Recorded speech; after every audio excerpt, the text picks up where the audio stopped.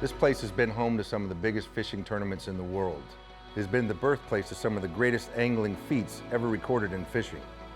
You've either heard of Key West or you've been to Key West if you're a serious fisherman.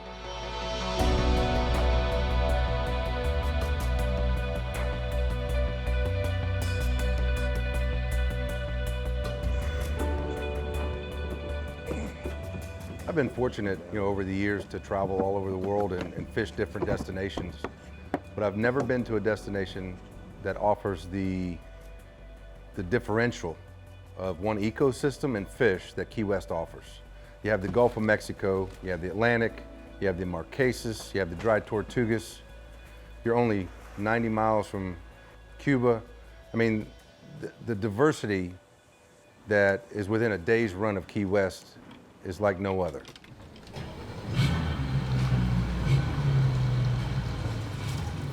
We are gonna run really, really far today. It's gonna be badass. Some people you just don't want to sit next to on the plane.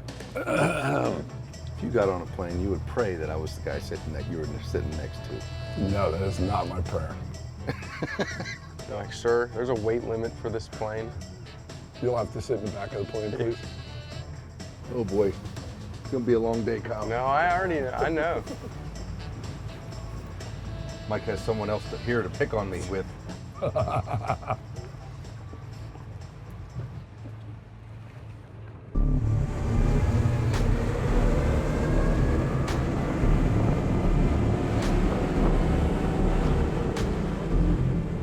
You leave Key West and you cross one channel and you're already amongst a labyrinth of flats. Permit, tarpon, bonefish, big barracudas, sharks. You run a little further and you hit this atoll, the Marquesas. Extremely good permit and tarpon fishing, especially in the springtime. You have shallow wrecks around the Marquesas. If you go to the north, you got the Gulf. You have these big satellite relay towers. You have Gulf wrecks, you have ledges.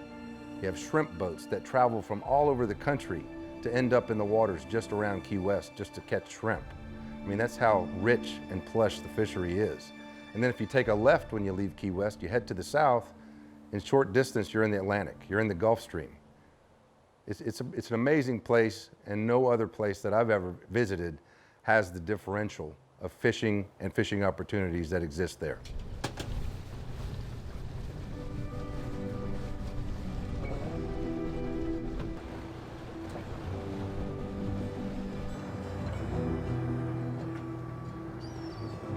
I just got blind through.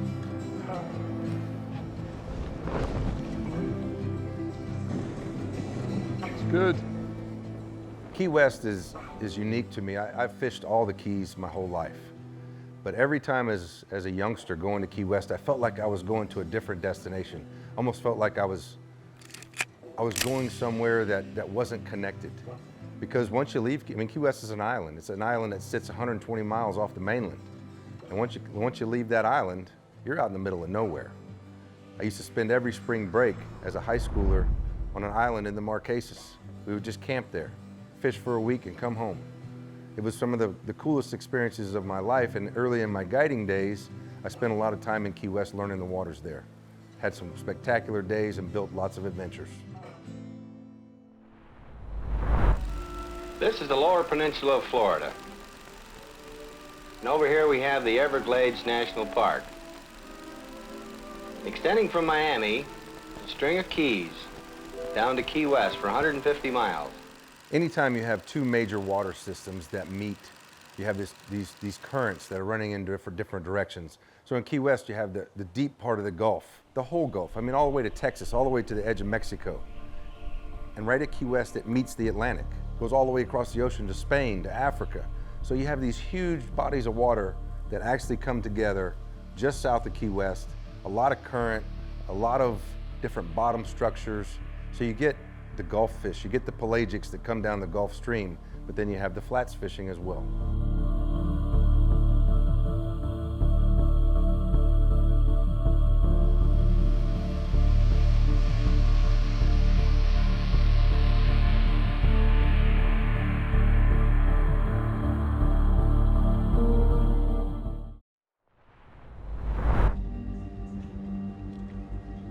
Key West is a really unique environment when it comes to fishing. Just about every 2 months, the entire fishery changes, whether it's summer, spring, fall, or winter. One of the really unique things about Key West is the diversity. I mean, you can fish 10 different species in one day. And throughout the entire year, as a guide, what's important to me is the fishery changes so much that every 2 months, it's like a whole new destination. In the spring down here, you can go from fishing the flats for tarpon, bonefish, and permit to a half hour later be fishing offshore for sailfish, dolphin, and wahoo. So it's such a varied geography. You can do so many different things.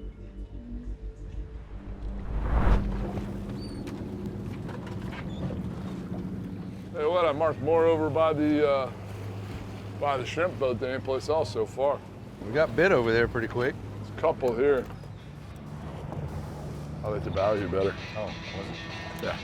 Oh, there you go. This lady says he's kicking her ass with the jig. Oh, cool. Cal's like, oh no, not again. That's a good one, Kyle.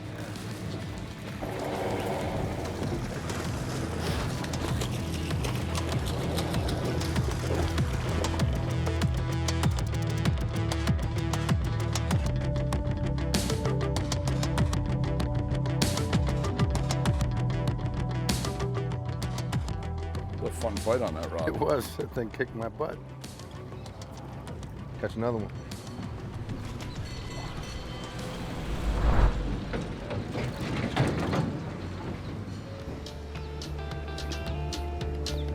If you've never been to Key West, you know, it's a place that's worthwhile visiting, whether you're a fisherman or not. The cool thing about Key West is you got great fishing, you could take your family, your wife would have things to do during the day. There's lots to learn about the history of the island. It's one of the first islands of the Florida Keys that was actually established. You see people from every walk of life, from every country on the planet in Key West.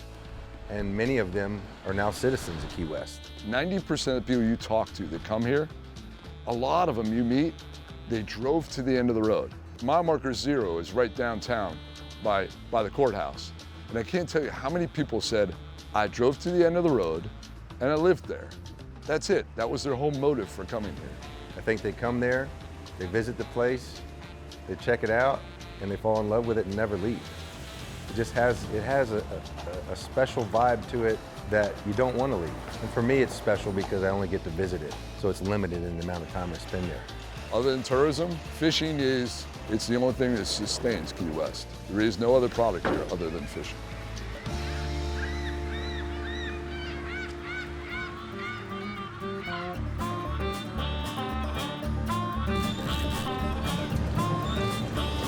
I haven't seen it yet, but. Shrimp boats come to Key West from all over the country. You'll see boats from Louisiana, Alabama, the Panhandle of Florida.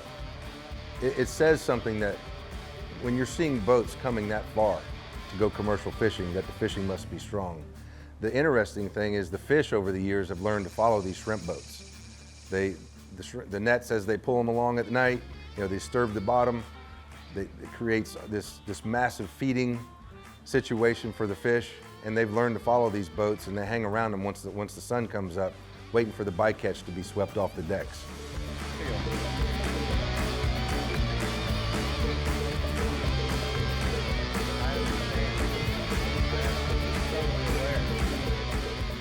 The shrimp boats hold more fish, and during the daylight. Other places they shrimp during the day and night. In Key West, they shrimp at night only. And once the sun starts to rise, they anchor up and they go to sleep. Before they go to sleep, they shuffle off the bycatch, off the side of the boat. And over the years, all kinds of fish have learned to follow these things. And you pull up to a shrimp boat, you never know what you're going to encounter. Tunas, bonitas, cobias, sharks, snappers and groupers laying on the bottom underneath these boats. It's exciting because you really don't know what to anticipate you're going to see. You know you're going to see something, but you don't know what it is.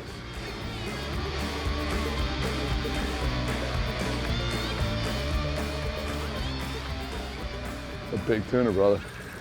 For a blackfin.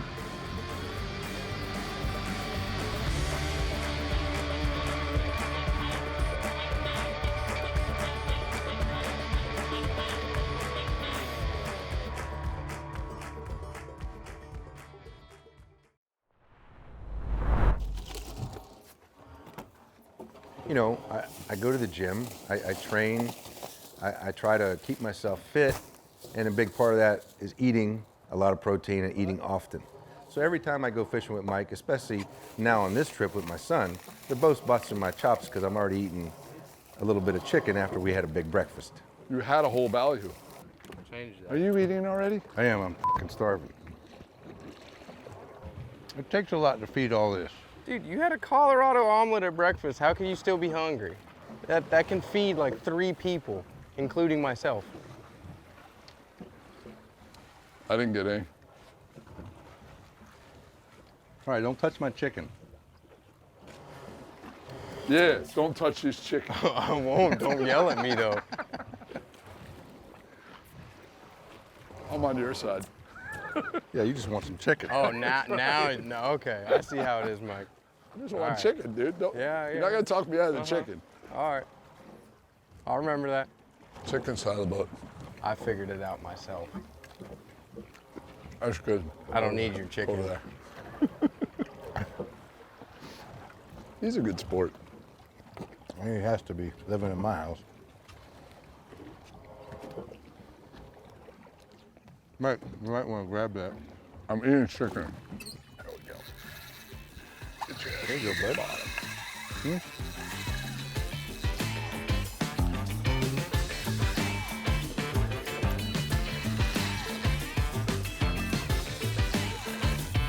Mark the spot where he hooked that fish. How We have deep a are you? reference. 38. Come on. Let that fish beat your ass now. It was right on the lip. Something else in the slick. See it all? What is it, AJ's? I think they are, yeah. Oh, what is that? Chubs? Might be chubs. I don't know. It's a bunch of them though. Yeah. They look like chubs. Look like too long. I think I got your line. What's up, buddy? Come over here. Kyle, come under him. Walk in front of me. There you go.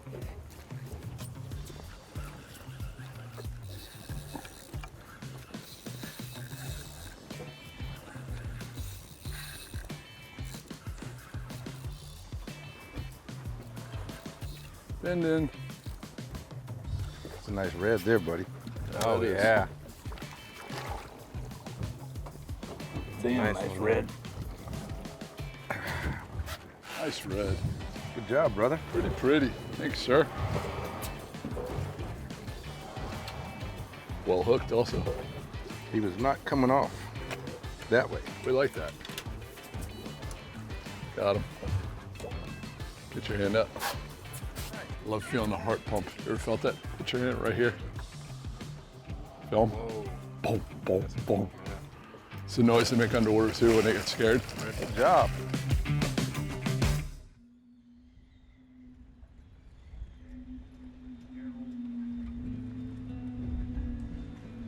Most people don't realize that Key West existed 100 years before Miami. The other thing that's wild about Key West, the population hasn't varied by 10% in more than 100 years. It's been the richest city in the history in the United States for 3 reasons. Number one, sponging. Well, before there were artificial sponges, Key West had all the sponges in the world. The spongers here were making, everyone needed sponges and they were plentiful. Shipwrecking was the next. When the gross national product of the United States was like $100 million, Key West was bringing in $10 million a year in shipwrecking. And then during Prohibition, it was extremely lucrative to run to Cuba and get rum and bring it back. Well, Key West is known as a small fishing village with a drinking problem. Or is it really known as a small drinking village with a fishing problem? You can see why Hemingway made it a place that he wanted to live part of the time.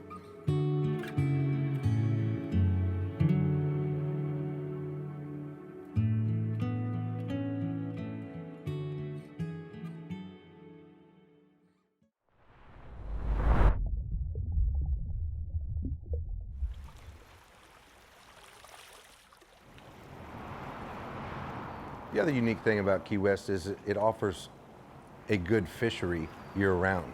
They're just different fisheries. You know, this time of year, wintertime, you got kingfish and cobias and things start happening on the reef. In the boat. The flats fishing tends to slow down a little bit because the water temperature drops.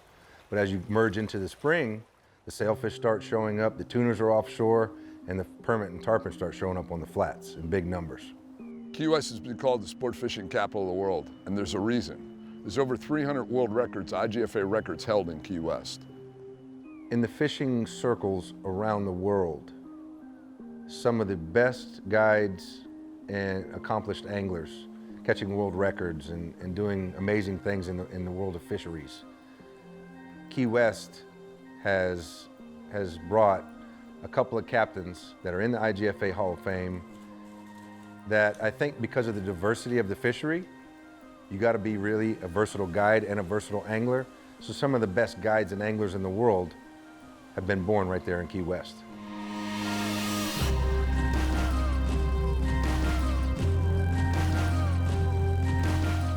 Right now it's blowing 30 to 35 knots. And the wonderful thing about Key West is there's always some place to hide.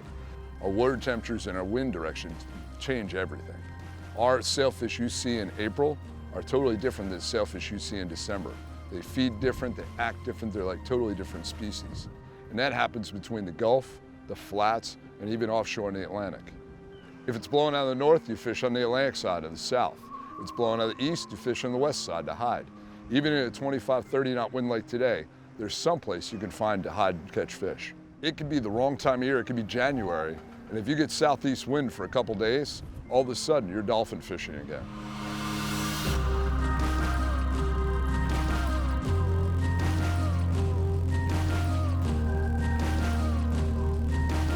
Like normally on north wind, you wouldn't go anywhere and look for dolphin except the reef. As the bow blows off the reef, the dolphin come into 15 feet of water and feed on top of the reef. Some of the visual things here, you won't see anyplace else in the world. You know, in many places that you visit, especially if you're going by boat or you want to take your own boat and fish a little bit and enjoy the town you're going to, it's difficult. You know, it doesn't have the amenities to make everything easy. Key West is one of the few places that you have many boat slips, you've got great resorts that have marinas attached to them, there's easily accessed fuel, and you're close to the fishing. So once you're leaving the dock, you're not running far. It is one of the most user-friendly places for a boater and bringing his family and going fishing that I've ever been to.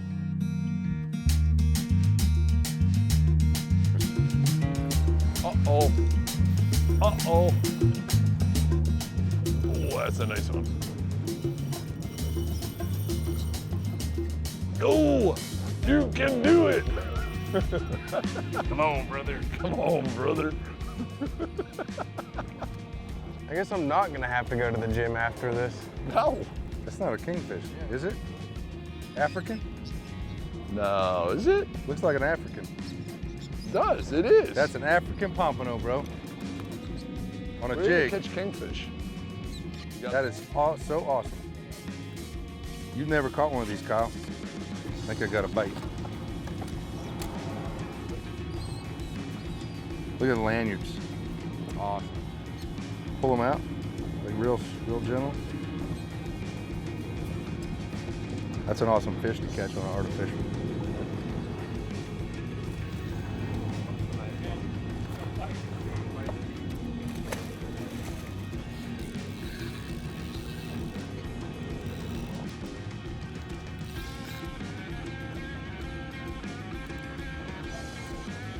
How about this? Oh, snap. I will damn sure take that.